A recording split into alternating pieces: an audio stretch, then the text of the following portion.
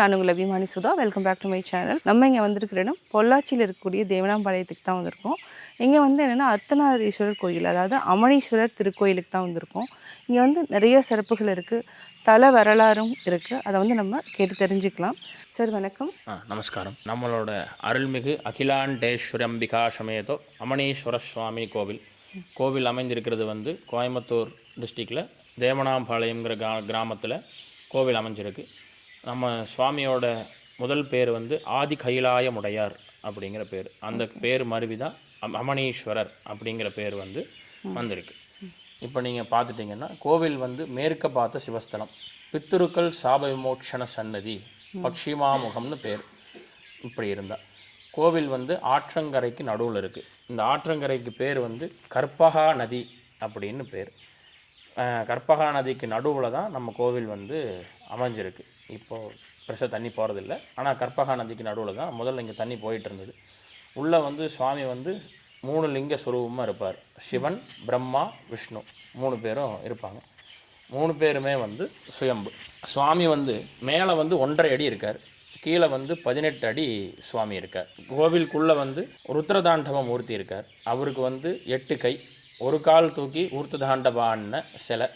ஆப்போசிட்டில் வந்து பார்வதி தேவி ஊர்த்ததாண்டவான்னு சிலை. அவங்களுக்கும் அஷ்டதசபுஜகாளி அப்படின்னு பெயர். அவங்களுக்கும் 8 கை இருக்குது. இந்த கோவிலை கட்டிய ராஜாவோட பேர் வந்து விக்ரம பாண்டிய ராஜா அப்படின்னு. பாண்டியர்கள் காலத்தில் திருப்பணி செய்யப்பட்ட கோவில்.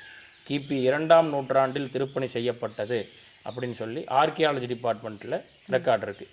1800 வருஷம் ஆச்சு சுமார். இந்த கோவில் கட்டிய ராஜாவோட பேர் வந்து விக்ரம பாண்டிய ராஜா. அவரோட சிலாரபமும் கோவிலுக்குள்ளே இருக்குது. அவரோட அமைச்சரோட சிலாரபமும் கோவிலுக்குள்ளே இருக்குது. அம்பாளோட பேர் வந்து அகிலாண்டேஸ்வரி அப்படின்னு.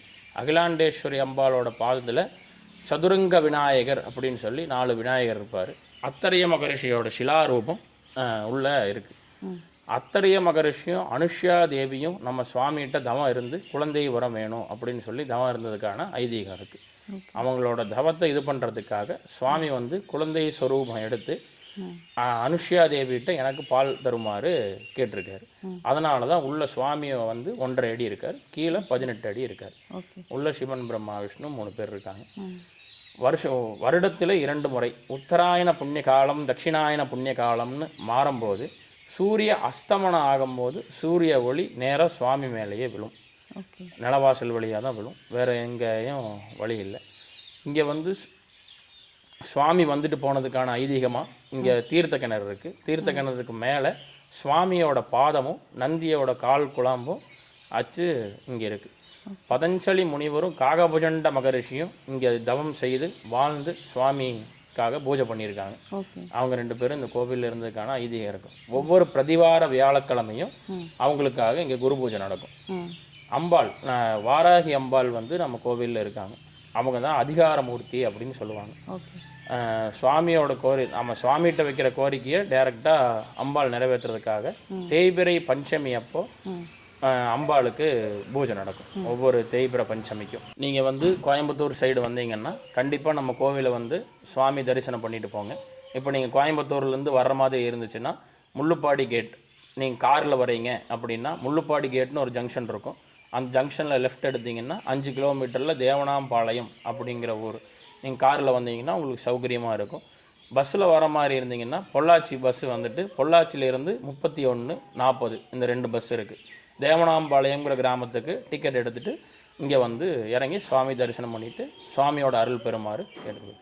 நீங்கள் பார்த்துட்ருக்கிற ஸ்தலம் அமனீஸ்வரர் தலம். இது வந்து என்னென்னா மிகச்சிறப்பு வாய்ந்த ஸ்தலம்னே சொல்லலாம்.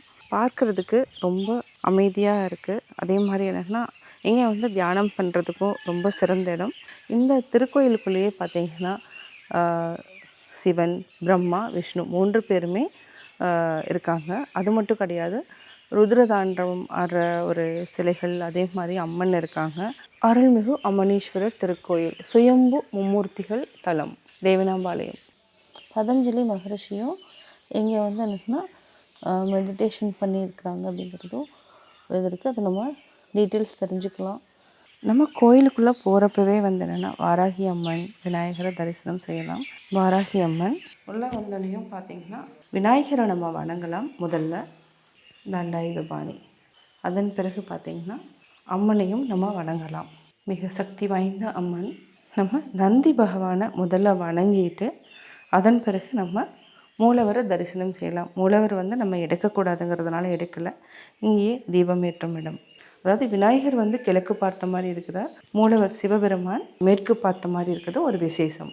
இது ஒரு கிராமத்துக்குள்ளே இருக்கிறதுனால என்னென்னா இயற்கையோடு இருக்குது. இங்கே வந்து ஒரு அமைதியாக தியானம் செய்யணும் அப்படின்னு நினச்சாலும் இந்த கோயிலுக்கு வரலாம். அவ்வளோ ரொம்ப அற்புதமான கோயில், மும்மூர்த்திகளின் ஸ்தலம்.